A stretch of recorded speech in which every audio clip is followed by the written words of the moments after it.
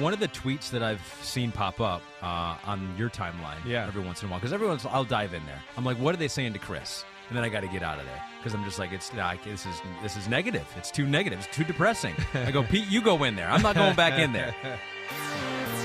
Oh, that's right. It's rated R in Chris Sims' Twitter threads, that's for sure. Or there's some haters out there every now and then. Yeah, Who cares? Who cares?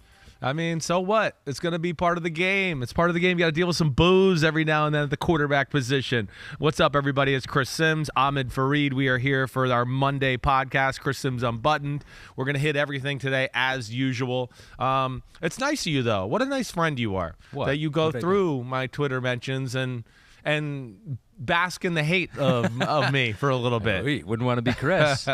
What's the Twitter hate that you get that sets you off the most? I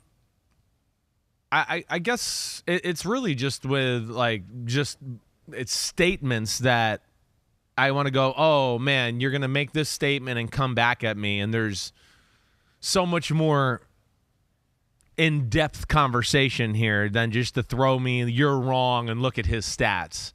And that's where I get frustrated and want to go back and then start a Twitter thread here where we go back and forth for a while to explain it and really eviscerate that person. Yeah, and then by the end of that, they go, you know what, Chris, you're right. Yeah, that's usually what happens on Twitter. Right, wow. Right. Yeah, exactly right. Good luck with that. Yeah. But I guess it's that. Or the other thing that always sets me off is the other thing, too, is like people think I'm saying something to get attention. Like I'm a shock jock like that. Yeah. And that is like, as you know me, is like the exact opposite of what I am. I'm literally the guy that's out here trying to go to disprove the shock jock bullshit, right? The guy that's on TV who just listened to 4 other people on TV, and he's going to take the same take, and now it's going to be part of the conversation. Like Cooper Rush should be the starting quarterback for Dallas, but not really watching a film or watching a game of Cooper Rush and going, okay, it's good, but if Dak Prescott played like this, we'd be going, what's wrong with Dak Prescott? You don't think Cooper's the answer? No, I don't, and we'll get to that. And I think we finally know that. But those are the things that bother me. If you want to set Chris off, how you can do it is say that he's saying something because of clickbait. Yeah, clickbait exactly. will set you off. That's what I meant. That's your trigger word. That is my trigger word. That'll get you going. Exactly right. You want to get Chris going? Say he's doing it for clickbait. Right. And you want to also get me going? Yeah. You wear yellow pants, and that's what you're doing today. You got me going. Look at you wearing maize and blue today for Michigan. Dun dun dun dun dun dun dun dun. Yeah, that was a big win against Penn State. That was a big win. Big win. You had a good weekend. Mm-hmm. Me and Ahmed got to see each other on Friday night at a Greenwich High School football game against St. Joe's. That was awesome. Yeah. And just so everybody knows, Ahmed's the absolute finest American we've ever seen. I mean, he really is. Friday night with his dad in the bleachers. Yep. And I felt bad because I kind of told you where I was, right? The bleachers were kind of crowded. I wasn't going to go climb up in there and try to find you. You can't go there. You get swamped. So, it's like, oh, Chris Sims is here. You got to stay out of the spotlight. You got to get the paparazzi out of there. Yeah. But then I was like, I figured you were there with some friends or you knew somebody from the other high school. So I'm like, hey, I'm over here in the corner, by the track or whatever watching. And it was just you and your dad. Mm-hmm. So when I saw you and your dad, I was like, oh, man, now I feel like a jerk. I made them get out of their seats and, come over and say hello. But I go, Dad, you got to walk over here. He goes, all the way over there? I was like, yeah, it's for Chris Sims. He's like, not worth it. Exactly. But we did. No, it was good. We like to go to a high school football game every Friday. No doubt. That was cool to see Greenwich play there. And it was cool to watch the games with you yesterday. Yes, it was. In the big room. Tony Dungy with us, hanging out. Yep. So, you sick of me yet? We're going through all the games here. That's our promise to the homies. We go through every game. We got damn okay. Give me the headlines. We got Monday Night Football. We'll do a little preview there. Let's start with the heavyweight fights because there were a couple of them. One of them was on Sunday Night Football with the Eagles and Cowboys. We'll get to that game second. We start with Mahomes and Allen. Was there any game ever in the history of the NFL that you loved more than that game, which you couldn't totally watch it because we were doing Football Night in America during that? I mean, but this is the matchup now in the the NFL, isn't it? This is the game. It is the game. For me, yes. And as we talked about last week and as we've talked about really even last offseason and the quarterback rankings. And I think these two quarterbacks are clearly head and shoulders above the rest of football. I do. And it is like a Manning Brady type of thing, but with a totally different style and flair. That's where I love it. It's not like, oh, we checked into the right play every play. Omaha said hut. Oh, hey, check this, check that, check this. These guys do all of that, but also play a style of football that is, I think, more enjoyable and more fun to watch than just about anybody we've ever seen in the history of the game. And then when the checks aren't right or the play is not right, that doesn't mean anything to these two. And that's why I love it. So, yes. And then, of course, I feel an attachment because I went hard on these guys when it was draft time, and I'm always rooting for them from that standpoint as far as when they were coming out of college. But, yeah, this was the matchup. And, like Ahmed, during the pregame show, like, I was literally not paying attention a few times, just watching the game, just going, okay, I know I'm about to come up here and talk. Yeah. All right, we're not yet. Okay. And I was literally just watching. Okay, Ahmed's getting ready to come to me, and now let me act like I'm smart and paying attention. And then you talk about the Steelers for some reason. Yeah, okay.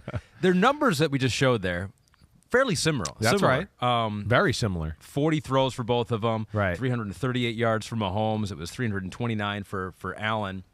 But the 2 interceptions for Patrick Mahomes. Yep. One at the end of the game. And the one in the end zone, right? And the one in the end zone. To start the game. So I think maybe that is what we learned from this game. Right. Did the Bills do things in this game that made life maybe a little bit more difficult for the Chiefs and Patrick Mahomes? Well, I think that's like a good place to start. I think both defenses did at some points of the game. I mean, we were sitting there. It was 10-3 late in the second quarter. We were going, well, this isn't exactly what we were expecting. I think we were, we all got spoiled by the end of that divisional playoff game last year. But I do think there was, there's very common knowledge of kind of how the teams like to attack, right? And I think since these teams have played each other so much over the last few years, and I know it's Ken Dorsey instead of Brian Daboll, but still there's a lot of similarities in their offense to where, I think that led to 2 really good defensive minds and Frazier and Spagnuolo having some good things game plan-wise to trick the other quarterback, make life hard on them. My base headline would be this. The Bills just have more answers on both sides of the football. They really do.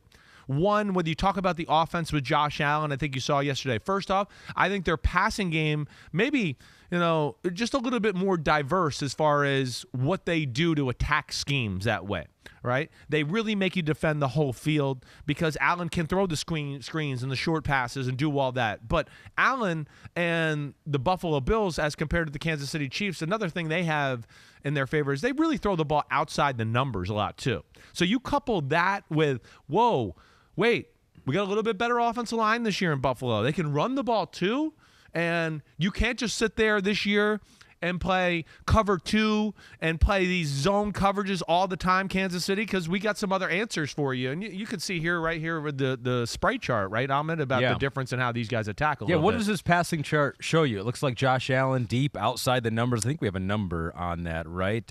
Deep outside the numbers. He was 16 of 20 for 229 yards and all 3 of his touchdowns. Right. Well, you think about the 3 touchdowns. 2 of them were go routes, right, kind of down the right sideline. The throw at the end of the game to Dawson Knox was hang in the pocket, hit him in the back left corner of the end zone. And then some of the biggest pass plays of the game were some of those highlights we showed during Sunday Night Football where he hit those cover 2 in between the safety and the corner. Coach Dungy kind of raved about it like they make it look so easy and this is not an easy throw.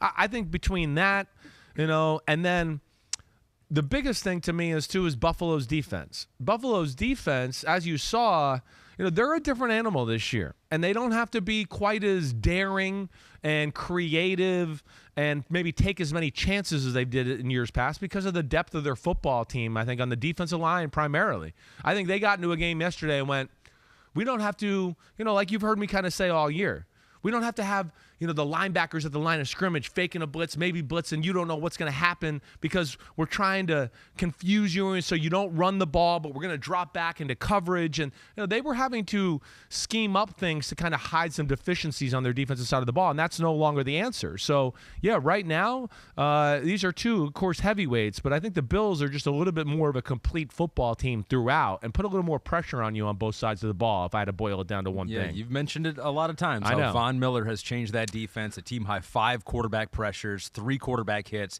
He had a pressure on that last game-deciding interception, Taron Johnson. No doubt. Had a pressure, I think, on the drive before where, to stop the Chiefs on the field goal when they went up 20-17. He didn't get a sack. Mahomes is going to scramble for the first down.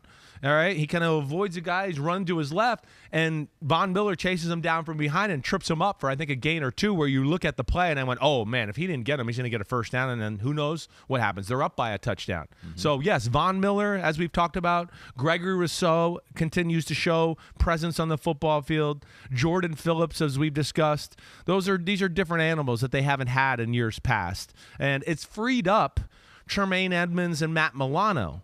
And now they don't always have to try to, let me help out the D-line and make up for our deficiencies there, to where they can play football too. So awesome game. It really was. I can't wait to kind of sit down here this afternoon and watch it again just to really digest it. But it looked like both quarterbacks made a number of big plays and big throws. And obviously Allen just got the best of Mahomes in this one. I'm guessing we'll probably talk about this game a little bit again on Wednesday, at least some part of this game. Yeah. Sam Bradshaw, 33, says, just talk about Josh Allen the whole show, please. Anything else you want to say about Josh? No, I mean, you know my thoughts. I mean, just both of these guys are just, it's amazing. And some of the plays they made during the game, you just go, there's nobody that could do that or make it look that easy and still pull it off. They're 1-2, and no one is really all that close, right? That's my point. That's what I tried to say to a lot of people last week, and even on a few radio stations I went on. I just went, in my eyes, I mean, listen, I love Herbert. I love Burrow, right? Aaron Rodgers, Brady, whatever. We can go down the list. Lamar. I don't think I'm going to put anybody in the class of these two right now, because there's very little weakness to their game. It's as you heard me say, it's brains and brawn, and they can do it all that way.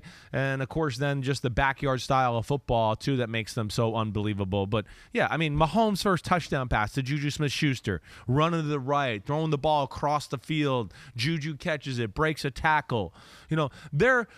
They have a good system, again, but to me, they're a little more reliant on stuff like that at times, right? And I just go, that's not always going to get it done against these better defenses, where I feel like Buffalo has a few more schematical answers at times. And we'll see. This Kansas City defense will continue to get better. They are young. That's where I go, this isn't the best of what they have to offer yet either. We'll see where this all heads when it's all said and done. But I'm surely hoping this is the AFC Championship matchup. We might be seeing the best of the Eagles this year, because they took on the Cowboys, one of the best defenses in all of football, and they scored 20 on them in the second quarter alone. Right. That's more than Dallas had given up in any game this season. It's crazy, the Eagles in the second quarter. Have you seen this stat? An NFL record, 112 points in the second quarter through 6 games. I knew it was something like that. 11 teams have not scored 112 points this entire season. That's incredible. They're outscoring teams in the second quarter alone, if you just take all the other quarters out of it. But it was a complete game, it seems like. It wasn't like they really let up. Maybe early in the third quarter, Cowboys got back into it, had a chance, Cooper Rush. But I don't know. After this Sunday, we talked about this on the show. Yeah. The Eagles. Yeah. When you talk about complete teams in the NFC. Yeah.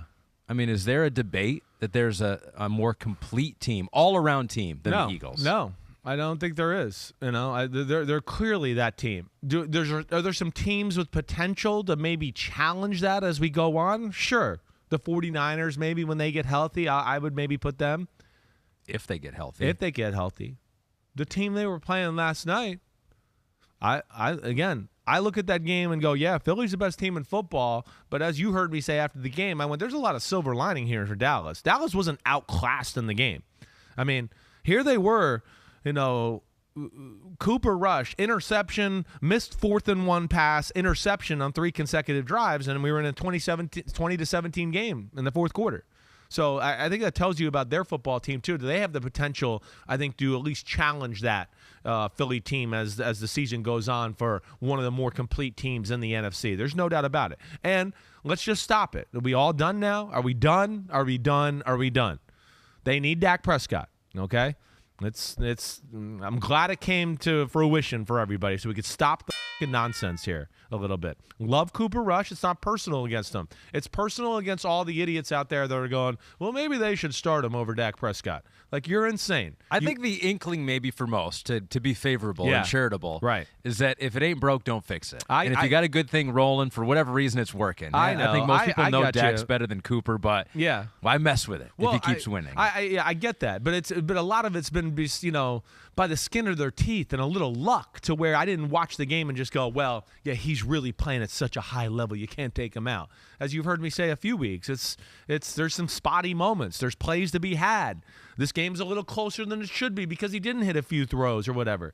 So, but either way, I know he's had an outstanding run, but I think that at least silences that conversation, and now we can go on to Dak. Yeah. And they're going to need Dak. They're Super Bowl caliber. And a game like last night, they need Dak Prescott to make a few plays in the pass game, get the ball to Gallup and CeeDee Lamb, and that could be a different story altogether. So who do you give the edge to? Eagles or Cowboys with Dak? How close are they? I'm still going to give the Eagles. I got to see it with Dak, but the Eagles right now are a fine-tuned machine, like you said. The Eagles have one flaw. You know my flaw. They had two flaws at the start of the year where I went, at the start of the year, I kept going, defense is too simple, right? Yep. And they're just going to let teams, they can't just think they're going to line up and just absolutely dominate. They've fixed some of that. They are definitely more creative.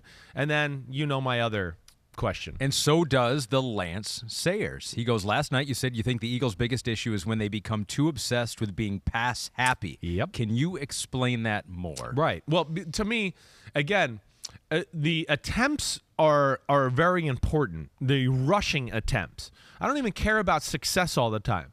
But the one thing that has jumped out to me in every game, especially when the Eagles go through these stale parts of the game where you go, wait, they were moving the ball at will, and now here we are 3 drives in a row. They haven't done anything. Wait, what happened here? And they all have a common theme where it starts to get into the drop-back pass game every time. And last night, all you got to do is look at this way this third quarter started. They ran I think 8 plays or 9 plays to start the third quarter. 2 of them were runs. It was all drop back pass. And of course that meant to short drives, punt it back to Dallas. Dallas scores. Get the ball back. We're going to incomplete. Sanders for 3 yards, incomplete. Sack for -12. So when the game plays through the drop back pass game, they're not the same team. You've heard me say enough, and I'm just saying it again to all the people out there. When they play through the run game and at least just keep that threat alive, what does it do? Okay, wait, hey, we're running. Oh, they got to stop the run. Oh, okay, wait, now we're worried about the run. Oh, no, the read option stuff. Oh, no, the read option and the RPO. Both of those games start to open up a little bit. So now we start to go, whoa, they got A.J. Brown on a slant route and one-on-one, and he got 20 yards. Well, it's because they're playing run through that. They're running an RPO, a running play, where he's just going, let me throw it. Oh, wait, now I keep it off the edge. Oh, wait, hey, you didn't account for me. Oh, I run for 10 yards. Oh, wait, you did account for me? Oh, well, now I throw it out there to A.J. Brown or Goddard because that guy that was supposed to be covering him came up to account for me. And then, boom, oh, okay, now we got that. Oh, wait, now the next play, oh, there's 8 guys in the box. What happens, Ahmed? We got one-on-one outside. Oh, let me throw a go route to A.J. Brown. They can't bump and run and play him that way. They lose that at times for whatever reason. It's like a disease with all offensive coordinators in the NFL. They're just like, wow, running the ball and dominating that way is just, it's not as fun, and I want to throw for 350, and that's how I'm going to become a head coach. I don't know what it is. I'm just riffing there, but they definitely lose their way at times with that style. And then, of course, what happened? 20-17, right? I'm going to just go for it right here, okay? If you don't mind. I don't know what you're going to go for, but here we go. 1st and 10 is 20-17. Game's gotten tight now. It's 14:39 left in the fourth quarter. Miles Sanders, right guard, 13 yards. Miles Sanders, left guard, 5 yards. Miles Sanders, up the middle, 1 yard. Jalen Hurts scrambles up the middle, 5 yards. Scott, 5 yards, right? Run again, 1 yard, run again 5 yards, 6 yards, 3 yards, 2 yards. The whole drive was the run game. Fun time is over, Jalen Hurts' right arm. Well, I'm just saying the strength of their team is their offensive line, and then his ability to run off of that. And when they lose their way that way, they're not as consistently dominant. And sorry for the long talk there. But no, so Micah Parsons, the guy that you're zeroing in on if you're the Eagles and trying to protect your quarterback, he had 2 pressures. His only 2 pressures came in the second half when they got a little too pass happy. Pass happy, of course. First half, he had no pressures on 10 pass rush attempts, and I thought one of the most fascinating things is how do you stop Micah Parsons, maybe the most dominant defensive player in the NFL? Yeah. A lot of times they didn't block him. Yeah, it was interesting, right? I mean, we were kind of like they optioned him, right? They optioned him. They made him decide, and whatever he decided, Jalen Hurts just did the other. That's right. They said we're not going to run away from him so he can run us down from the backside or shoot a gap, all right? Or we're not going to run a gap or 2 away from him so that he can just get off a block and get there. We're either going to run at him with like tight end tackle double team, or we're going to make sure he's on the weak side of the formation, fake the run, and now, hey, here I am, Jalen Hurts. And wait, do you want to go over the guy that I, gave the ball to or faked it, or are you going to take me? And they just made him wrong. And it's a great way to take away a disruptive player out of the football game.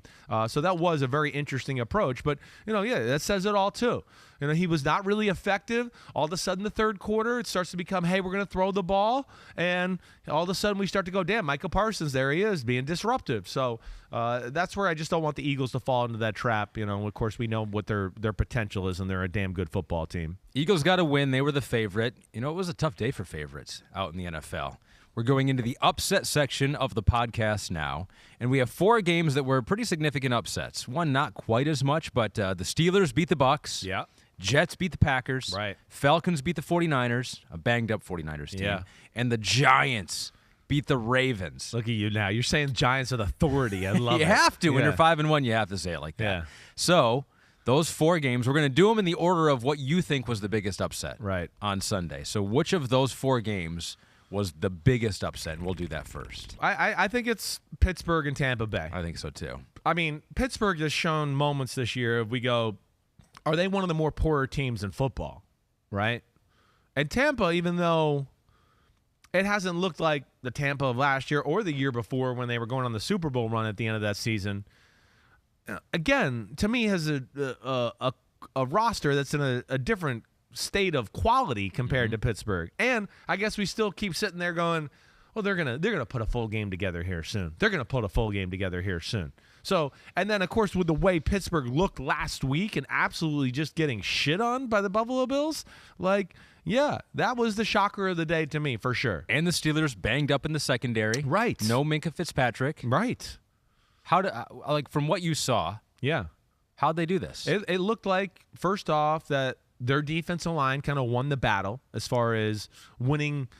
Again, it's the old formula of let's get there with 4. It didn't look like a lot of crazy blitzes, tactical 5-man blitz every now and then, but I'm guessing it was really good disguises in the secondary to just get Brady to pat the ball an extra time. He looked jumpy. Brady did not look comfortable. And that's the thing that we were, as the game was going on, we kept just going, they did a good job of, blitz 1, drop a guy out, and it seemed like their stunts and their movement up front was just getting around him and hit him enough to where then when he did have a clean pocket, he was, like you said, jumpy, leaning on his front foot, missing a few throws. I mean, there was a point in the game, I think, where he was like 15 of 31 or 14 of 29. I mean, it wasn't great stats. They had made him feel uncomfortable. I'm just shocked by that.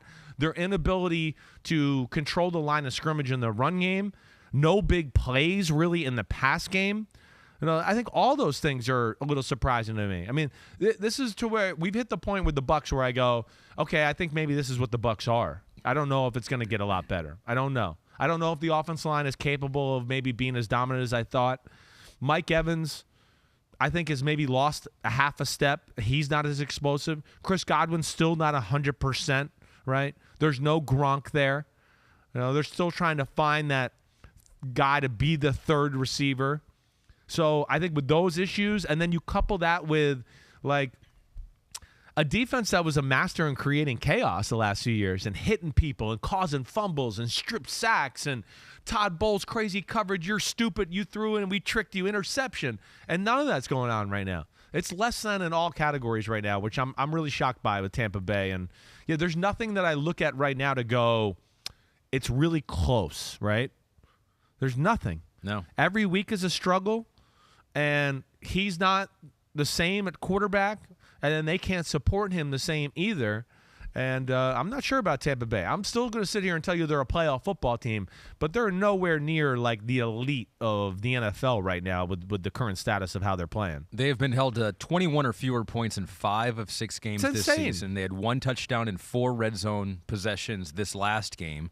And Brady loses to a rookie starting quarterback for the first time since 2014. However, Kenny Pickett didn't play the whole game. Seriously. So that's the crazy thing about this game. If you were to say who is going to make the most big-time throws down the stretch of this game, you'd guess Tom Brady. Wrong. You go, all right, I guess it was Kenny Pickett. Wrong. It was Mitchell Trubisky coming back in. Pickett had to leave because of a concussion, unfortunately. But Mitchell Trubisky, there was some significant third down and long. That's not third and short. Third and long. And he found Chase Claypool on a couple of those. He made the big-time throws when they needed him. He definitely did. I mean, he really good for him. Having to come in that situation, I bet you most people in the stands are like, oh, gosh, here we go. We're going to lose now. It's Trubisky in the football game. But, yeah, I think, one, didn't turn the ball over, but I think 2 is what you're talking about. And I think one of the number 1 complaints we've had about Trubisky is just a little more aggressiveness, throwing the football, decision-making, pushing the ball down the field. And he did that. And I think that's where, you're excited about it. I'm still amazed by the defense. I think that's the thing I come away with, just going, how the hell did that happen? But, yeah, good for Mitchell Trubisky. And, again, their run game's got nothing there. There's nothing special to talk about. But, man, the Pittsburgh Steelers, it's just amazing.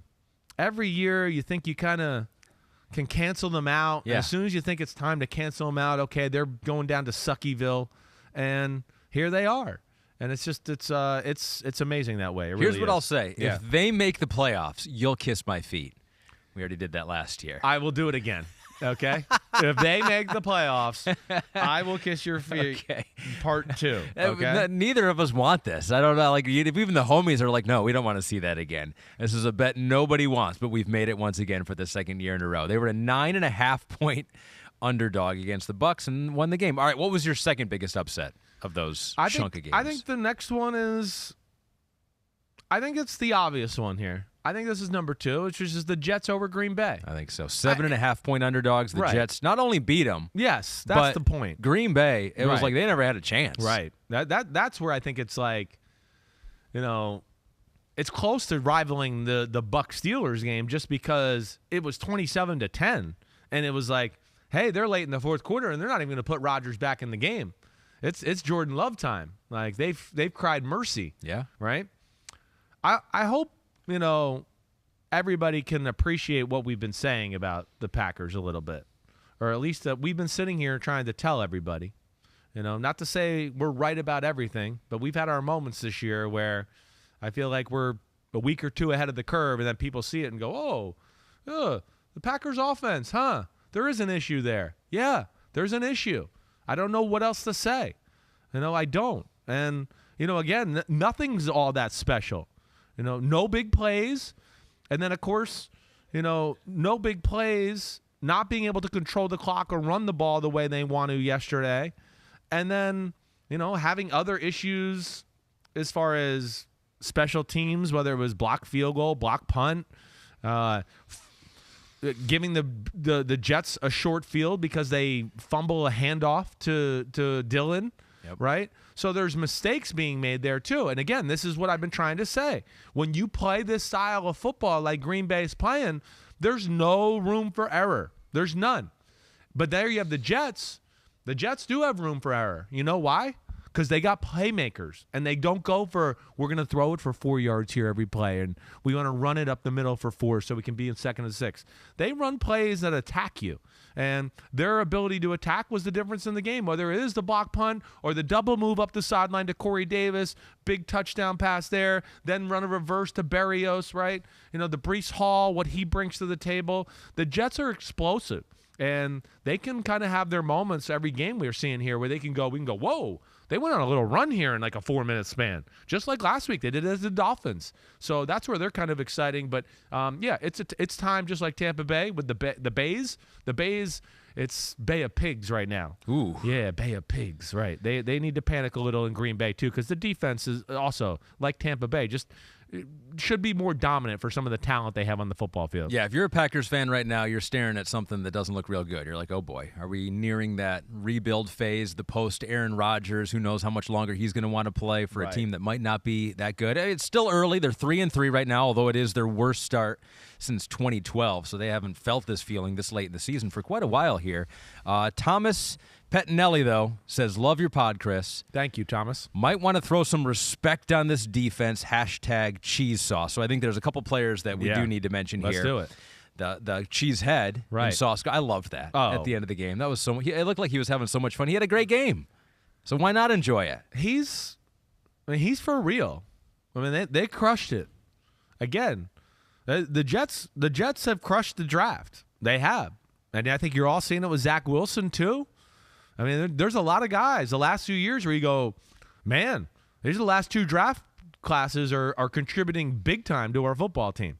So, yes, I'll give her the Jets defense kind of marries their offense, too. They make plays. They got speed. They're aggressive. You know, they might give up a play every now and then or whatever, but, they put the pressure on you. And crowd the line of scrimmage yesterday. They're made to kind of – this is where I wish I would have picked the game a little closer. As I was sitting there, I was going, they're kind of made to take away these short passes. They always kind of keep 8 guys at the line of scrimmage. They got very fast linebackers. They got a fast safety, So it's hard to be able to, we're going to throw a little RPO in there for 3 yards in between people all the time. They take that away. And their speed is a real issue, let alone the guy who's the MVP of their defense that we talked about last night, Quinnen Williams. He is becoming a star in the NFL and the best player in their defense for sure. You couple him with Jonathan Franklin Myers and Carl Lawson and, some of the other guys they got to round out the roster on the defensive line. It's a damn good group, and it's a really good secondary, and they're making a lot of plays on both sides of the ball. 2 sacks for Quinnen Williams, 3 quarterback hits, couple tackles for a loss, forced a fumble, blocked a field goal. Jets as a team blocked a punt as well. Yeah, some big plays, and Breece Hall was big on the ground again. He went over 120 total scrimmage yards and a touchdown, second straight game for him. He's a player. I mean, he's a freak of nature. Zach Wilson only had to throw for 110 yards. Didn't have to do much today. That's right, or yesterday. It didn't. But, again, I think it's exciting for the Jets. And they're going to be in just about any game they're in just because I think of their explosive ability on both sides of the ball. I think they're capable of being shootouts. They're capable of being games like we saw last week. But, man, you look at Steelers game, 20-10, rip off 14 points like that at the end of the football game. Dolphins game, it's 19-17 with like 10 minutes left in the game, and they win 40-17. And then yesterday, we're sitting there 3-3 for most of the day, and then all of a sudden it's just like the floodgates opened in the third quarter, and it was like, see you later, Aaron Rodgers in Green Bay. I mean, they had the one drive in the third quarter where Rodgers made some incredible throws to make it 17-10, but that was that. And see you later, Green Bay. And now they're 3-3 and they're going to be fighting for their playoff life here. So I think it only makes sense to go from one New York story to the other. Your Giants. The G-Man. Proud Papa over here. Beat the Ravens in a game that they didn't lead until the very end, basically. They've already surpassed their win total from last year. They were 4-13 last year. They are 5-1. In your wildest dreams, did you ever think this team would be 5-1? I wouldn't have thought they would have been 5-1 if you asked me 2 weeks ago when they were 3-1. I mean, of course not. I would have been like, "What? Yeah. We're going to be 5-1 after we're 3-1? Are you kidding me?" You're lying, right? Pizza in my ear going, "I didn't think we were going to be 5-1 yesterday." Yeah. Right. In the third quarter. It's incredible how comfortable the Giants are in these type of football games. And I think that, again, speaks to a head coach, a defensive coordinator who just got grit and toughness and creativity. And you're seeing that they don't panic, so the team doesn't panic. I mean, down in the fourth quarter of the Tennessee Titans. So, big deal. All right. We're in a one-score game against Carolina in week 2. Don't worry. We'll make a few plays and we'll kick a long field goal and win it. And the Bear game, ugly as can be. All right. Last week in Green Bay, the way they were, in London, we're down. And just, okay, now it's 20-10. We got to start, we got to be really efficient now and start putting it together. And they do it. They just answer the bell. That's where I find it kind of amazing. And here yesterday, I'm sitting here going, well, damn, man, it was good showing. Really good showing. Like, down 20-10. We made it 20-17. What a great drive. What a good job by Daniel Jones hitting Bellinger again. We got a good tight end there in Bellinger. And there we are, right? And it's all right, well, fuck, damn it. He's going to sneak this, and I don't know. At the very best, we're going to get the ball with like 30 seconds left in the game. It's going to be over. And they line up in an illegal formation, make it 3rd and 6, and then Lamar has the dumbest play of the season for him so far. Bad snap, running 20 yards behind the line of scrimmage, tries to fit a ball in that would have been, I think, like 1 yard behind the line of scrimmage or right at the line of scrimmage, into double coverage, interception, great return by Julian Love, and all of a sudden the Giants are winning. It was incredible. It was their first pick of the year for the Giants. It's amazing. I mean, those two plays changed the entire game. It changed the entire game. It went from first down, you're right, 30 seconds left maybe, if that. If you're going to get it back, right. To then they go down, then they score with Saquon. But yeah, it was the defense that made it happen. Wink Martindale, it's got to be a great day to be Wink Martindale against his former team. Now his new team is the defensive coordinator for the Giants. Alejandro Blanco says, how about a damn okay for Kayvon Thibodeau? The Giants defense and Wink versus Lamar. Kayvon was the one that forced that fumble at the end of the game to basically seal it. You know it. I mean, again, it's a guy that, I certainly know I've been a little critical of. I'm rooting for him. That was a big-time play and a big moment. That's why we drafted him. Hopefully we can get more of that. There's so that was a positive. And overall, okay, as much as I want to sit here and just go, man, the Giants and Daniel Jones once again just playing the right way. And then, again, the Giants, they just, like we joked about last night, they just hang around. Hang, and you'll f*** up somewhere in the fourth quarter, and that'll give us the extra possession, and we'll capitalize, and you'll be, oh shit, we're going to lose to the Giants. It's just unbelievable. It's every week. I mean, the Ravens controlled that football game. Yes, they did. The Ravens controlled the game. I mean, I wrote it down in my notes like 3 different times as I was watching it. Giants couldn't really get anything going. A few ugly field goal drives, the 10-play, 53-yard touchdown drive there in the second quarter. But the Ravens were kind of moving the ball up and down the field. The silver lining for the Ravens is their run game got going. Their traditional run game. It wasn't Lamar's scrambling run game.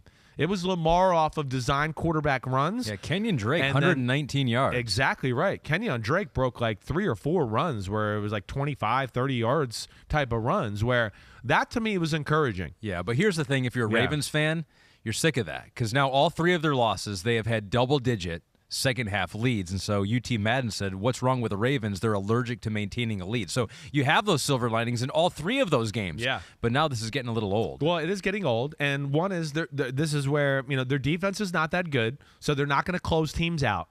Again, I know their defense has been better the last few weeks, but they've been fortunate to play teams that are pretty simple and basic on the offensive side of the ball to make them look a little bit better. And then, I think this was the first game that I can say all year where I've said last week we saw signs of it, but this is the first game where they could really run the ball, I think, traditionally. And we're 1 yard away from running the clock out, an illegal formation. So, I think there is some positives as far as Baltimore's concerned here. I think the offense, and again, let's not forget, there's no Rashad Bateman. They're dealing with that when he's back. But, yeah, they're a team where their defense is on the field in a big moment. I'm taking the offense to go down and score, no matter just about whoever they're playing. I just don't think they're talented enough. I don't think they had the pass rush to get there to close those games out in those moments, and that's been their issue all year. They're one of those teams where it's like, all right, give them another month. month and a half. Let's see where they are at the end of the season as opposed to the beginning of the season. I'm with you. Should be better. Should Right. be able to close out some of these games. Still We'll good. see if they can stay healthy. Yes, right. Staying healthy is not something that 49ers have been able to do this season. Man, it has been rough for them. So I think maybe the least surprising of the four upsets here is the 49ers losing to the Falcons. The spread was only 3.5 points because I think Vegas knew about the injuries for the 49ers. On defense, I mean, they didn't have who? Bosa was out. No Armstead. No Kinlaw. Jimmy Ward's been out. Emmanuel Mosley gone for the year with that ACL. I Right. mean, at a certain point, like, you don't want to make excuses for teams. That seems kind of lame, right? And the Falcons did a lot of things to win this game. McGlinchey hurt. Yes. Offensively and defensively, yeah, Yeah. good point. At a certain point, I mean, no team can make up for the number of injuries that the 49ers have had. It's hard. It really is. It is. And you know, for the style of football they play, there's some really key positions too. I understand that everybody's top-tier pass rusher and things like that, but they're a team that's really about their front four. They're built through that. They don't want to blitz a whole lot. They're not that kind of team. And to not have those horses there, is an issue. And then, you know, a little banged up on the offensive line. I mean, across the board, Trent Williams, McGlinchey, you know, there's been issues there. And, you know, they got a center plan and Brendel who's below average. You know, I really still thought they would win the football game. I did. But Atlanta is one of those teams where I'm amazed by Atlanta. They're another team like the New York Giants that I just go, every week they play the right way. They manage the game the right way. And they're just going to go, we're going to make it ugly and be in a one-score game late, and we're going to hope we pull it out. That's kind of the way they play. And that's scary for, you know, teams. But the one thing that jumped out to me yesterday, all right, Ahmed, is they came out throwing the football. That was the one thing. The first drive, I went, oh, wow. You know, they took the approach of we're going to throw with Mariota, who played really well. They didn't throw a whole lot after that first drive, honestly. And then defense gets a fumble on Jeff Wilson's 3rd-and-1 run. They pick it up, run it for a touchdown. So there you are, 14-0 against a team who, you know, I mean, you're down 14-0 against a team that really likes to control the clock and make the game shorter. Yeah. So that was tough. And then I think the shock of the day to me was the fact that I just thought the 49ers would still be able to run the ball a little bit on Atlanta. So the fact that Atlanta ran the ball so consistently well on their side of the ball and the 49ers couldn't get a running game, I think to me it was really the shocker of the day there. And as we always know, when the 49ers become too much past Jimmy Garoppolo, that's not their strength of their football team. It's not. And it becomes a little predictable, and you know where Jimmy Garoppolo likes to throw the football, and that becomes sometimes, when you do it over and over, dicey to throw the ball down the middle into tight windows time after time after time. Yeah, Mariota only one incomplete pass the entire day, 13 of 14, 129 yards. Here's Jimmy G's passing chart. Little different chart than Mahomes and Josh Allen. A little closer to the line of scrimmage. The two touchdowns are basically just over the line of scrimmage. Yes. Here's a question from Derek Weatherford. I don't know how closely you were watching this game at the end because there was a lot going on with all the other games. Yeah, cool. Let me hear but it. he said thankful to have Kyle as the coach of the 49ers, so he just wants to put that out there. Yeah, But then he says, but I have noticed that he is not a fan of the hurry-up. They are down 2 touchdowns. They seem to be showing no sense of urgency. Is this Kyle's style? Is this because the defense was tired? What are the reasons? I don't know how much you saw of I'm that. guessing it was a little bit of all of that. The defense being tired. You know, I got to go back and look, see how many timeouts they had available and things like that. You know, but yeah, listen, I think there's a reluctance whenever for him just go like no huddle, put the ball in Jimmy Garoppolo's hands and let him do whatever. And he's not always trustworthy that way. And the number one thing about them too is, you know, they're at their best when they do get in a huddle and it's a crazy shift in emotion, and then they can run a play off of that. So I think there's that aspect too that Shanahan wants to keep available to his football team. I was going to ask something, answer something else, but either way, I lost my train of thought there. Yeah, and they had new guys in there. You know, the offensive line you mentioned already with some injuries there. Jake Brendel had some issues on a drive where he had an illegal downfield penalty, and then a holding penalty, then a false start penalty, all in the same drive. Right. And so, who knows? They had a lot of different guys in doing different things. Maybe I don't think there's any doubt, and they become too easy to defend. You know, that's where I always get back to the Jimmy Garoppolo, the negative Chris Sims when he's on Jimmy Garoppolo, is just because his inability to throw the ball outside the numbers and down the field, it's just, bring up that spray chart again, Pete, if you can, the one we just showed. Again, it's not hard to coach defenses that way to stop that type of passing game. It's just let me find creative ways to get guys down in the box to, one, stop the run, and now guys, in the box between the tackles to stop the short passes over the middle of the football field. And for like a smart defensive coordinator like Dean Pease, I think once he took away the run game, he was going, oh, okay, well, I know where they're going to throw it, and the rest was history. He was upset early in the game, too, because the Falcons blew that 14-0 lead. It was 14-14, yeah, so they had to reassert themselves. They did that. The Falcons improved to 3-3. The 49ers fall to 3-3. Those are the upsets. Now it's time to move to damn okay. Damn. I'm okay.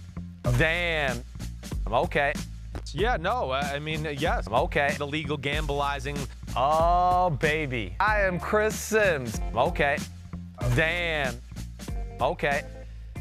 Damn okay to the Indianapolis Colts. They came back. They beat the Jaguars. Highly entertaining game. Good things for both teams and bad things for both teams in this game. But we're going to give the damn okay to Matt Ryan, previously called frail on this very podcast. Skinny, weak, threw the ball 58 times, 389 yards, 3 touchdowns, no turnovers. They did have an NFL-high 10 turnovers entering week number 6. None in this game for Matt Ryan. He gets our damn okay. Yeah, he deserves it. He was my damn okay on our post-game show last night. We didn't get to talk about him a lot after the Thursday night game against Denver, right? I know you've heard me say, and you heard me say yesterday while that game was going on, we got to start giving this guy a little more credit, right? Hey, I got my questions. Yeah, I understand. I know what I said. Frail. He had the arms, not real explosive. It doesn't mean I don't have fucking mucho respecto for what the guy is doing right now, though, okay? It is phenomenal as far as they got no run game. They can't protect. He is frail, okay? And he just hangs in there and plays phenomenal football in the pocket.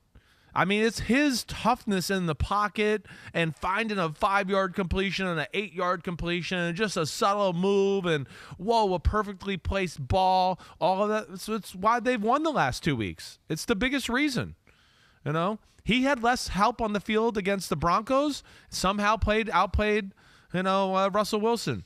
There again yesterday, he had less help on the field compared to Trevor Lawrence. He outplayed Trevor Lawrence. And not that Trevor Lawrence played bad, but just made the plays that he needed to. And I think he's finding something there with a healthy Pittman and Alec Pierce, too. They have found their way, a little niche within the offense, and Paris Campbell's starting to rear his head a little bit. Colts are one of those teams you look at and go, they have a chance maybe to turn the corner here and maybe be a little bit of a player in the AFC when all's said and done, if they can just get that O-line straight. That's the biggest issue with their team right now. They're one of those teams where you look at and you're like, maybe they just played their worst stretch of football they're going to play this year. They seem to do that. 3-2-1. So they put themselves right in the mix here. Casey Andy says, hey, Chris, longtime listener, is your back hurting from patting it so hard about your Alec Pierce evaluation? Not just that, Paris Campbell, too, showed up in this game in a big game, in a big way, and you've been high on him in the past coming out of college. I was. He was my second-rated receiver one year. He had 7 catches, 57 yards, and a touchdown, but Alec Pierce had his first career touchdown. That was cool, too. The Colts could have settled for a game-winning field goal, potentially. Matt Ryan was like, no, we're going for the touchdown. What a big moment. I guess they just didn't, they didn't trust McLaughlin to knock it in.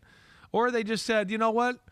Let's just trust our guy, put it out there in a spot where he gets it, nobody gets it, and maybe we end the game right here, and we don't have to worry about a damn field goal or anything like that. What a throw. What a gutsy play call, really. That's where I look at it. And, Alec Pierce just does a good job getting off the line of scrimmage. They abused Shaquille Griffin over there yesterday. It was like that was one thing that jumped out to me in the football game. Is it's like, and when it was a man-to-man situation, they decided to go, let's not go after Tyson Campbell, which I understand. Tyson Campbell's better. And they kind of attacked Shaquille Griffin there and made a number of plays on them. I think all the receivers did really throughout the day. But, man, the Colts. And then to be run on that like they were, they were down 14-3, and ETN and Robinson and Hasty. They were running the ball everywhere on the Colts.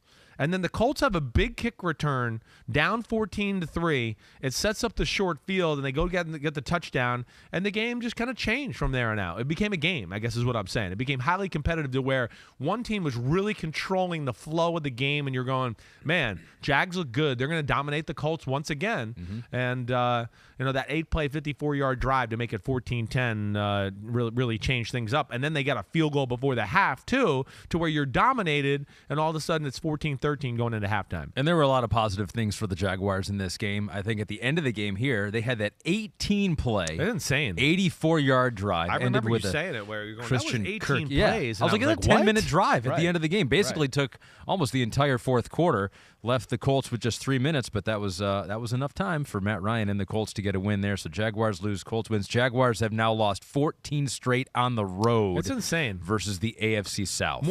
Jags need more big plays in the pass game. I'm just like, I haven't looked up the stats, but to me it's Trevor was 20 of 22 Right. for 165 yeah, yards. you know I don't love that stat line. That to me is not in 2022, okay? To be 20 for 22 for 165, that's not good enough. I'm not even blaming Trevor Lawrence. Yeah. There's got to be more, striking of fear into the defense with attacking. And to me, that's just the game is set up for that. That's why we see the quarterbacks that we see right now kind of dominating the landscape. So, that's a little bit, I guess, disappointing for them because he's got a big arm and they got some weapons. Where is the downfield passing game in Jacksonville? So the Colts get their third win. The Bengals got their third win. Bam. It was a little dicey at times.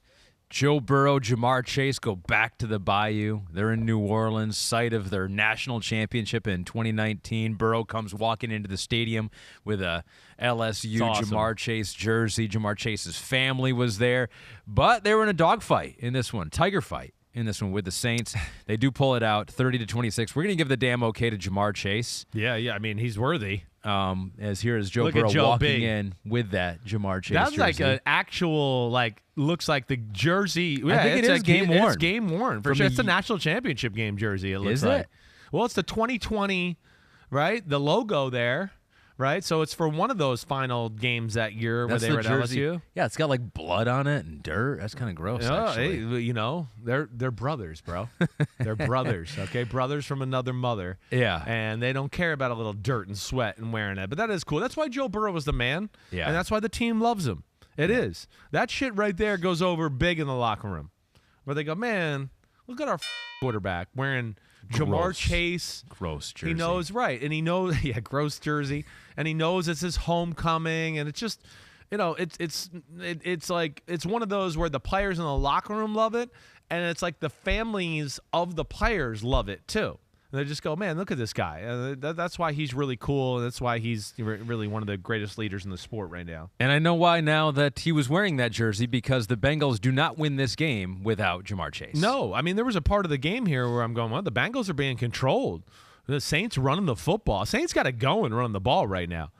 Just with their little combination of Taysom Hill, Kamara. They had the big reverse to Rashid Shaheed, right? I think I said that name right. No, I think it was Rashid Shaheed. Didn't I just say that? I think you said Shaheed Rahid. I said Rashid Shaheed. Did he really? I did. All right, check Eat the tape. Eat it. Yeah, okay, check my ears. All right, I know. I wish we could just throw a challenge flag and somebody could bring out the videotape like that commercial right now. Yeah. You've seen those progressive commercials? Oh, yeah, They're yeah. kind of good. I don't think we'd want that most of the time. This pod would be twice as long. You're like, oh, yeah, I did screw that up. Sorry. Right. Scratch that. But this is where I'm a little surprised by this element. I actually can't even believe it, in all seriousness. We've talked a lot about Jamar Chase, the route tree, some of those issues, the simplicity of the offense. And what did every play almost that Jamar Chase caught in the football game have in common? What was it, Ahmed? Come on, don't choke under the pressure What here. do you mean? Every play? What? Every time he caught the ball, what was the coverage? What was it? It was man-to-man. It's just, if it's man-to-man, it's just they throw to Jamar Chase. Yeah. This is what they do. That's their key. That's their key, and it's simple. And that's where I'm shocked that New Orleans gave them as many opportunities as they did. I just kept going, man, it's the only thing that's going to beat you, New Orleans, is him being one-on-one, making a play happen. And of course, they made the plays happen. So again, that was a gutty win by the Cincinnati Bengal football team. So Joe Goodberry has been listening to you. Yep. And he goes, "Is this better?" And so he attached a shot of Jamar Chase's route tree, week 5 to week 6. So you saw week 5 here on the left if you're watching on YouTube or on Peacock. And then week 6 is on the right here. So week 5, you're saying, slant, go. That's about it. Yeah. This is not too much more. There's a little more variety here. A little more diversity this past week. A little bit. Not as much as you would like to see, though. Well, you'd like to still see more cross. Yeah, I'd like to see more. Where's a deep cross in there? Where's a post corner? Where is some of that? Where's just a deep post down the middle in general? The TD was like a 20-yard throw. It's what we call a skinny post, right down the middle of the football field. The long touchdown you see with the line going down the sideline, it was a 12-yard curl route, a 10-yard stop route, whatever you want to call. Very simple still, But also that's the danger they put you in. I mean, when you play him man-to-man, that's where, I love Joe Burrow. He does not let you off the hook. He goes, my guy's better. And I'm really good, and I'm going to put the ball on the money, and then you're going to have to tackle that crazy and good luck. And that's where, he's amazing. And that last one was the dagger. 10-yard curl route, catches it, breaks Paulson Adebo's tackle. Tyron Smith, I don't know what he did again. Tyron Smith is just not the same person anymore. Tyron Matthew, excuse me. I throw the challenge flag. Yes, yeah, challenge. That one you're correct. He's not the same. And he runs up the sideline basically untouched and runs for a touchdown. Game over. I do give credit to the Saints, though, because they did not have Michael Thomas. Yep. They did not have Jarvis Landry. No doubt about it. They did not have Chris Olave. They did not have Marshawn Lattimore in this game. Right. And they were in this game. They were in this game. They could have won this game. They could have won this game. You're right. That's where the Saints, I'm not giving up on them at 2-4 quite yet either. Same thing holds true to what we said last week, though, a little bit on the podcast. Their D-line is not as dominant as we've seen in years past. So I think that's what's leading them to having to play some maybe a little bit more aggressive defenses than they were normally accustomed to. And, still really good, but, the fact that you play the Bengals and Joe Burrow throws it 37 times and Demario Davis got 2 sacks, so it just shows you they got to blitz, they got to trick it up. Nobody's winning their matchups as far as pass rushing. And that's like where they're a little different. But, man, whether it's Jameis being back, which I think he will be back and end up being the starter. Yeah, there's some question on that. I if know Dalton's going to remain the starter. It is. But you get him back with those receivers, and then they have this same run game. I'm not going to give up on the Saints yet. I think they can still have a say in this playoff conversation. And don't give up on the Seattle Seahawks either while you're at it. As we move on to our last damn okay, Kenneth Walker III, another darling of the Chris Sims draft class. Love him. He popped once again. He's going to have the full-time role now that Rashad Penny, unfortunately, is out for the year. He forced 10 missed tackles in this game. Is that right, Pete? That is crazy. That's a giant number. He goes for 97 yards on 21 carries. Geno throws for 197. I didn't see a whole lot of this game. This game was happening while we were on TV and during another game that was pretty significant with Allen and Mahomes. But it looked like the Seahawks dominated 19-9. You called the Seahawks the worst defense in the NFL, right? And they hold Kyler Murray and company to no touchdowns, couple turnovers, and 9 points total. Right. Yeah, well, listen, it's still not a great defense. Okay, it's not. Oh, that's not good for the Cardinals. No, it's not. Cardinals offense sucks. I mean, I don't know how much, it's every week. It's there's nothing to like write home about with the Arizona Cardinals offense. I mean, they just get it done. They're going to play ugly, spread the field, 16 play drives, and we threw a bunch of 4-yard passes, and we're not actually that good in the run game. They're an easy offense to figure out, I think, for a lot of defensive coordinators. I think that's the biggest thing you've heard me say for the last few years, right? What are you saying, Pete? Right. Well, yeah, right. Look at the Seahawks. Look at that. I mean, that was a strong performance for them as far as their defense is concerned. Yeah, it was better, but still, 430 yards they had given up weeks 1 through 5 on average. That was the worst in the NFL. 315 in this game. Yeah. And, if it's not Kyler making some amazing scramble or amazing run, then the drive has to be a bunch of 4-yard passes and a run up the middle for 4 yards, and then an RPO for 4 yards, and that's what they do. They're kind of incapable of making big plays. They have no red zone offense to score touchdowns once they kind of get close in there, and they kind of died a slow death yesterday. Kenneth Walker is a baller. I mean, Kenneth Walker is the type of talent that I look at to go, he could be in the conversation next year as best running back in football. Whoa. Yeah. All right, well, what else do you need to see? What was the stat you just said? How many people did 10 he make? forced missed tackles. Right. I mean, he's got incredible quickness and agility to make people miss in space. We saw him go. He can take it 80 yards to the house like last week. He can run people over. He gives them an attitude. And then Geno's no slouch running the ball, too. So you have to worry about him every now and then with the read option and his ability to scramble. But, a good win for the Seattle Seahawks. And, Arizona, whatever, they're 2-4. I just have no faith in them this year to sit here and think that they're going to be a playoff caliber football team. So Frank Knowles wants to give a damn okay nomination to Pete Carroll and John Schneider. Yeah. He says the Seahawks rookies, he says those two guys, Schneider and Carroll, have struck gold with the draft class. Mentioned Kenneth Walker already. Yep. Tariq Woolen, right. Third rookie since 2000 with 4 straight games with an interception. Special. Rookie Kobe Bryant, Yeah. NFL high 4 forced fumbles this season. Right. So you got them with Walker. Yes. Looking pretty good so far. Like extremely good. I mean, yeah. I mean, even their left tackle they drafted out of Mississippi State in the first round. He's a good player.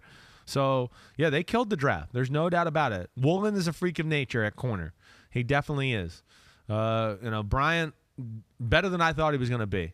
But their kind of guy, bigger type of corner, right? Came from he was Cincinnati, I believe, right? Yes, and just they know what they like, and good for them. Again, Seattle, I give Pete Carroll so much credit always because his teams always fight. They're feisty.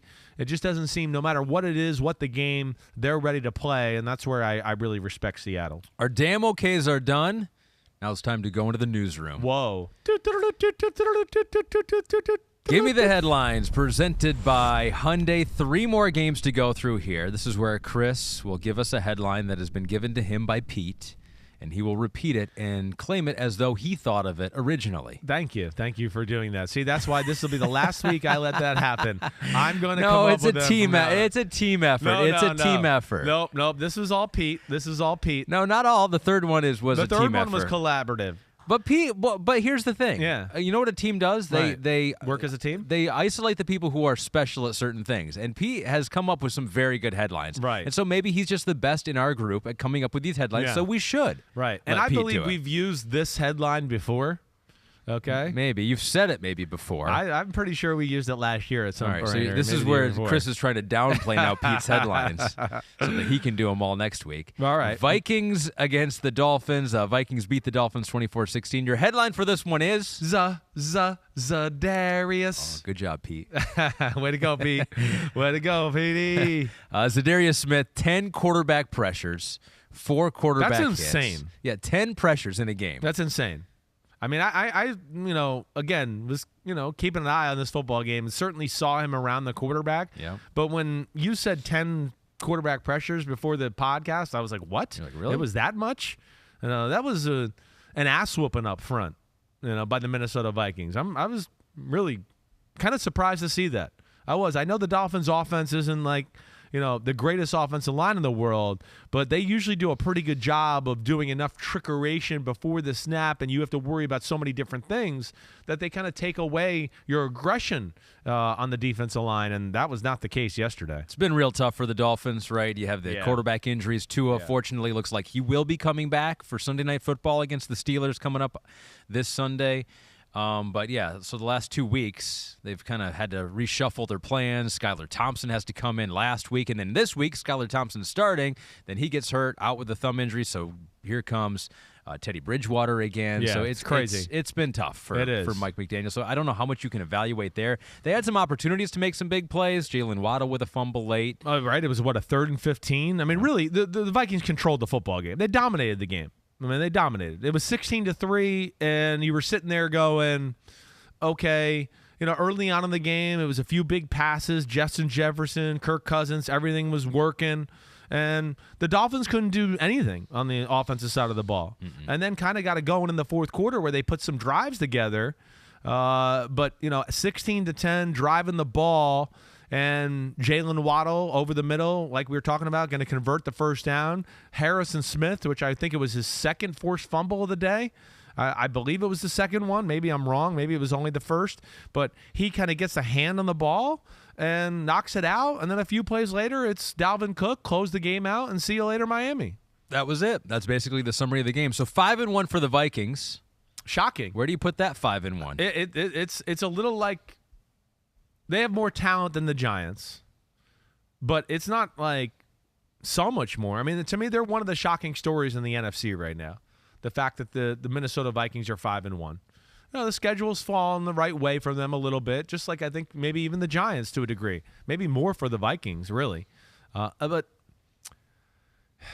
yeah, like they're 5-1, but like the Giants, I'm just not sold on it that it's going to last. I'm not. There's things I like, and I know Cousins and the run game and his ability to hit Justin Jefferson, all that, but there's just I can't even put my finger on it a little bit here as far as what I want to say. I guess it's just every game is just like the Giants and skin of the teeth, barely pull it out. And really, I would say really the quality of their opponents have probably been less than the Giants that way. Well, the one game that they've lost was they just got handled by the Eagles. They got handled by the Eagles. Are you one of those teams? Chances. Yeah. Are you one of those teams that you can beat up on the teams you're supposed to beat up on, right. and then when you play one of the top 5 teams, you're going to lose? That's where I guess we got to see. Right, and then that's what I'm interested to see here. I mean, they got the Eagles game. They did beat Green Bay to start the year, but that's first game of the season. So we'll get a little bit of better feel. They have a bye week, and then they got Cardinals, Commanders, all right, and then they got Bills, Cowboys, Patriots, Jets. So that stretch right there will tell us kind of the real quality of the Minnesota Vikings football team. You mentioned the Patriots in that stretch. They got another win. 38-15 against the Browns. Your headline for this one is? Well, last week it was a don't worry, be zappy. Correct. And now this week, since we're zappy, we're very zappy. We're very zappy. It's zappy hour, baby. He is the man of the hour right now. 24-34, 309 yards. He had 8 different receivers in this game, so he spread the ball around. I think we have a chart on what he did in this game. Yeah, there are the numbers. 2 touchdowns, no interceptions. First rookie with a win and a 100 or more passer rating in each of his first 2 starts since Sonny Jurgensen did so in 1957. Wow. Got to go all the way back there. Probably played or coached with Bill Belichick back in the day because he's been around forever. So here's the crazy thing about we'll get into Zappe. I want to hear what you think about him. But this is like the Patriots. Like if any other coach was coaching this team, I think we'd be like, wow, well done. But when it's Bill Belichick, it's just like, of course he did that. Of course he faced the number 1 offense in the Lions last week and shut them out. Right. Of course he goes to Cleveland and wins by 3 touchdowns with a rookie quarterback. Right. And with what was it? What was Cleveland's offense? The rushing attack ranked, right? Like number 1 rushing offense in football. Right. Yeah. Negative Ghost Rider. It's like if any other coach was coaching the Patriots, we'd be like, man, look at that. That's super impressive. Now with Bill, it's kind of like, yep, he's done this in the past. Yeah, well, that's where it's kind of up, especially with everybody, and and listen, I questioned it too, but there was people out there that were way more critical of me about the offensive coordinator thing before the year and all of that. And I think to your point, anybody else were going, wow, I just never would have saw this coming. But you never count them out. And, again, the Patriots, it's their ability to run the ball is special. And Cleveland, as you heard me say last night, they sold out to stop the run. And after that, what was it, the 31-yard run, 3rd and 10 touchdown run by Ramondre Stevens, I feel like Cleveland even sold out more, which then just led to Bailey Zappe play-action passes and passing schemes where guys where he catch the ball and you go, there's nobody within 5-6 feet of him. I'm not trying to take away anything from Bailey Zappe. He played really good, really did. He's hitting all the targets that he needs to. The targets are wide open. I just want to say that. But nonetheless, it's a pretty impressive performance. And the Patriots are playing, team football right now. That's for sure, too. Yeah, he was 6 for 7 on play-action passes for 144 yards and a touchdown. There was a few where I was like, man, nobody is in the screen here. Hunter Henry, the 31-yard touchdown. It was like no one's covering him. And I think there was another play even before that on the drive where he threw maybe a seam route to Jonnu Smith on the same drive off of play action where he was running up the left seam and like nobody was in the screen and he got a huge gain. But that's what they do to you right now. They have an overpowering offensive line. They run the right run play into the right looks all the time. And because of that, defenses really have to go, wait, they're elite at that. We have to change what we do to stop that. And therefore, it leads to some great looks in the passing game from Devontae Parker, Hunter Henry, and so on. Yeah, Tyquan Thornton was a weapon. He's back, first time. Rookie, got hurt in the beginning of the year, made some big plays, touchdown, and then looked fast out there. But Cleveland definitely did help. There was a muffed punt in there. Yep. Interception early by Jacoby. Right. A fumble late led to a short field for New England, so they kind of pulled away late there. And they got them out of the running attack. They had 30 or more rushing attempts in each of the first 5 games. They just had 18 rushes for 70 yards yesterday. Yeah, this is to me where and this is Cleveland, you've heard me say this, right? All right, first off, the Patriots D is good. It's good. But this is, to me, the Patriots look like, again, they were like, we're not going to let you run the ball. You're not going to just, pull guards and Nick Chubb's going to run for 8 yards. That wasn't going to happen. Patriots got big people. They can play that style of football. But where they have an advantage in this type of game is, this is, to me, where you've heard me say this before, Cleveland doesn't tie together their play-action pass well enough. So you can, if you stop the run, they have a few of the basic play-action pass plays, but they're just not enough, in my opinion. And then their drop-back pass game's pretty simple, too. So it's one of those games where I guarantee Bill and the defensive coaching staff said, ooh, I think this is one where we can have our cake and eat it, too. I can play run defense and coach our guys up to what to expect, to what patterns they're going to run in certain formations, and we can kind of stop the run and the pass game because it's just not that complicated, nor is it nearly like special talented in the pass game either. And Njoku's the man. Amari Cooper's real good, but I'm not going to say a superstar.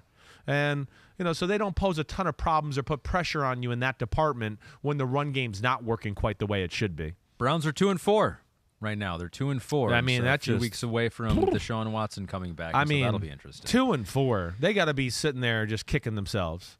2-4 with some of the losses they've had. They have 2 games, right, that they clearly should not have lost, and they kind of blew.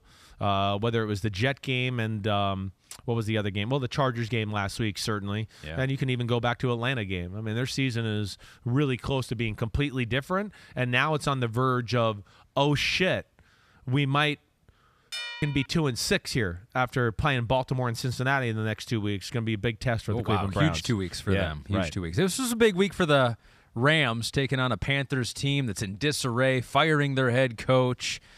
They got an interim coach in there. You got to win this game. And early on, it looked hard for them early on, but they do get the win. They pull away late. 24-10 was the final score. Your headline for this game is?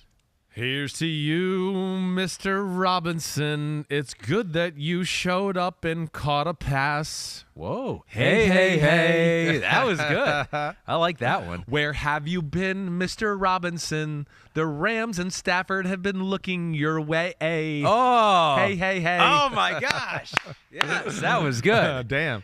All right, clip it. That's all. That's the analysis right there. Wow, that was drop. You didn't even practice that. No, it just came to you. I just did free in the floated moment right there. Yeah, I love that. And it came to Allen Robinson finally, a pass in the end zone that he caught. Wasn't a huge day, but still was his best day as a Ram so far. 5 catches, 63 yards, and a touchdown. I think that's a good place to start with this game because if the Rams are going to be anything, like he needs to be part of it, right? 100%. And again, it's not a lot to look at to go, oh, wow, the Rams, they should feel better. They got their problems fixed. No, it's still way too hard. They have a hard time making big plays. Stafford's still under too much pressure. Their run game is incapable of opening up holes. But fortunately for them, they played a team that, I swear you could can take the defense off the field, and I'm not sure they could go down and execute a touchdown drive. So that's where they benefit. I mean, the Carolina Panthers are offensively challenged, and their defense is still solid, but there's only so much they can take and so much they can be on the field before the dam finally breaks and they start to give up some plays. How do you like P.J. Walker's numbers as a quarterback? Did you see him? Yes. 10 of 16 for 60 yards. I'm like, I don't even know how that's like some of these numbers lately. I don't even know is how that it's possible? I don't even know how it's possible. Eason did come in. Eason came in and made some plays at the end, threw an interception when they got down there close to the red zone one time. But yeah, it's unbelievable. And again, not that I'm sitting here saying they should be one of the top offenses in football, but they got enough guys there. They shouldn't be one of the worst offenses in football. I'm amazed by the offensive output there, and yeah, Carolina stinks. There's no doubt about that, and we'll see. I don't feel a whole lot different from the Rams. I don't. It's just life's hard right now, and they're going to have to depend on their defense to continue to be stingy. And Stafford, almost like Matt Ryan, right, where it just is a number of 5 and 10-yard throws where I go, whoa, what a job, what a throw. Yeah. Like what a way to hang in the pocket and move there and buy yourself a time before you get your head knocked off. That's where I give him a lot of credit. And that was an ugly football game, but they controlled it for the most part. Other than that interception, right, pick 6, that was the only time the game got a little dicey. But they go down on a long drive, third quarter, tie it up, and the game was really never the same after that. They got a bye next week, this coming week, and then they have the 49ers and the Bucs, and then at the Bucs. So yeah, that'll be interesting for them too. It will be. Who are they? Who are those other teams too? I find out a lot. Agreed. That's our last game, Whoa. and that was Give Me the Headlines, presented by Hyundai. Before we go, though, okay, there is one more game. Yes, it's the there Monday is. night game on ESPN. Joe Buck and Troy Aikman.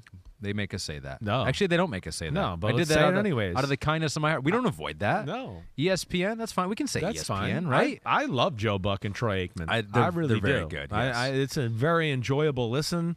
I'm a huge Troy Aikman fan, and Joe Buck, for whatever reason, I don't know why some people don't like him. I love him. I love his wittiness, the way he talks the game, everything agree. about him. I know. I don't understand the haters on Joe Buck. I was always sometimes. a big Pat Summerall fan.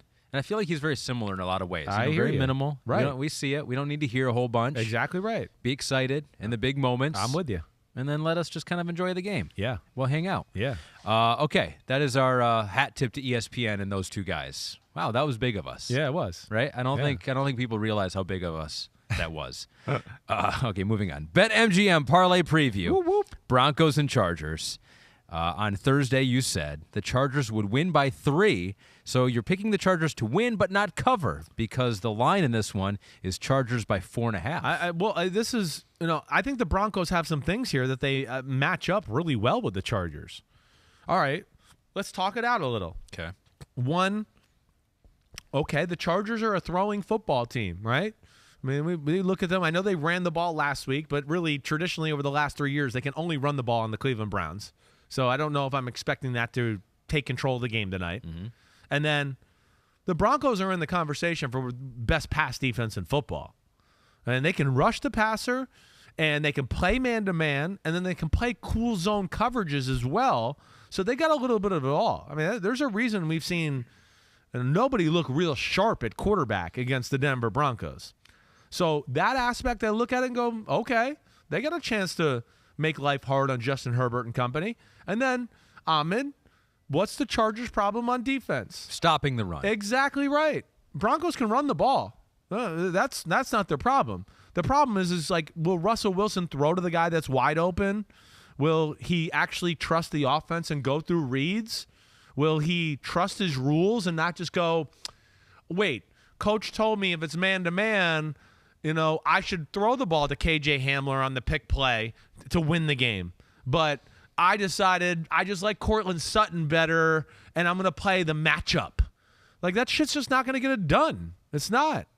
Let alone, when you're just learning an offense and not totally comfortable with guys, it's hard to play that style of football. So that's where I think the game stays close here. It's just, I certainly wouldn't be shocked to see the Broncos pull off some ugly type of win here tonight in this football game. And again, now the fact that there's no Joey Bosa, you don't have to worry about pass protecting against him. We'll see. It's going to be an interesting matchup, a big one for both football teams. That's for sure. You're going with the under too, because the over/under is 46. I am going with the under. You're going 43. I am. 23-20. I am. I'm going. I'm going to trust here that the defensive coaches have a little bit more of a feel for what the offenses do rather than the other way around. I guess that's where I really feel about it. But yeah, Broncos 2-3. Win this, go to 3-3, tied with the Chargers, and you're right in the thick of the things in the AFC. The action never stops at BetMGM. You can sign up now using the bonus code SIMS. Your first wager is risk-free up to $1,000. So say you bet $100 on former Sims draft darling KJ Hamler to score a TD. Sure. If you win, you'll get $600 freaking dollars. Ooh, okay. But if you lose, you still get $100 worth of free bets. It's a win-win, Ahmed. It's a win-win. All you got to do is simply download the BetMGM app today or get BetMGM.com and enter the bonus code SIMS to make your first wager risk-free up to $1,000. That's all you need to do. Our last game of week number 6. And then we have another week in the books. Another exciting week. We've learned more, but we still got a lot to learn. We do. A lot of these teams are right there. I was like a lot of these. I was looking, what's the record now? I was like 3-3, 3-3, Yeah, 3-3. It's 3-2-1. That's right. It's a league of parity. We know that. It's then injuries, and then dumb managing of games throughout the league is going to lead to this crazy shit we see on a weekly basis. I mean, that's really what I look at more than anything. And, in the AFC, there's 2 teams that stand above the rest right now. And I think we know why. I mean, one, I think they're complete football teams, and then they have quarterbacks that are on a different level. Mm-hmm. And then we have, one elite team that I look at is the Eagles in the NFC. Yeah. The Cowboys, I still think are very close to being elite. I think you're right. Right? And, then there's some other teams that, the 49ers, I got to see it. Tampa Bay, can they turn it around? I don't know. I still have faith in the 49ers more than I do Tampa Bay. But, man, the NFC seems like it's up for grabs. I don't have faith in Minnesota as being a continuing dominant football team in the NFC, but we'll see if they prove me wrong. It's been a fun year so far. We'll see if we can get another good one tonight. Good pod. We made it through in good time here, too. And all we needed was like 3 fewer games or whatever. 3 fewer games. Whatever it was. It was. And then we got some more bye weeks this week, so that's good, too. Eagles are off our plate. Eagles are off. Rams are off. I don't know who else, but I could tell you real quick. Hold on. I'm good at this. This is where Buffalo's off. Buffalo, the Rams, the Vikings, and the Eagles. Yeah, missing some good teams this week. All right, well, this weekend I'm doing Premier League. Okay, so that's what you do. Josh Allen doesn't play, and the guy goes, I'm going to soccer taking a bye week. You know who doesn't ever take a week off? Mo Salah in Liverpool. Oh, that's right. I don't know who that is, but what? Sounds Mo good. Salah is like one of the most famous soccer players out there. Damn, Mom, that tells you how out off of soccer I am right now. You do know Erling Haaland, right? I know the name. Of Manchester City. I know Liverpool, but no, I'm out of touch with soccer. I'm sorry. Okay, all right. On that note, we're out of here. See ya. Ahmed's got to go. He's got a 1 o'clock phone call. He's got to get some food. We're out. Homies, thanks for the questions. Keep tuning in. We'll be back Wednesday for the What the F Happened podcast. Ahmed, clap it up. Clap it up.